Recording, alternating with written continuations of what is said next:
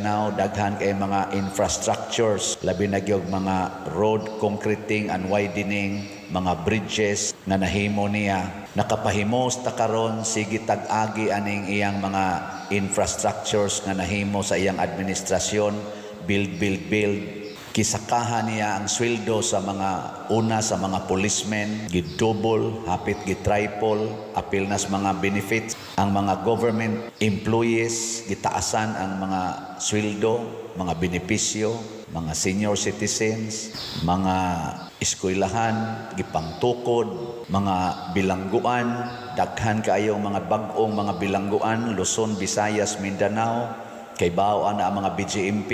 Ako, 5 years kong trabaho sa prisuhan, mamura na lang silang mga lampinig ditong gipangsuksok, gipanghimuan silang tag 3-story, 4-story nga bag-ong mga buildings, mga facilities para maharang-arang ang ilang pagkabutang isip mga binilanggo. Karon nga natagaan siya og accusation dito sa ICC or Interpol, wa ko kasabot kung say kalaina na ng ICC o Interpol. Gidakop siya without actual physical warrant of arrest o gitransport siya ngadto sa Netherlands.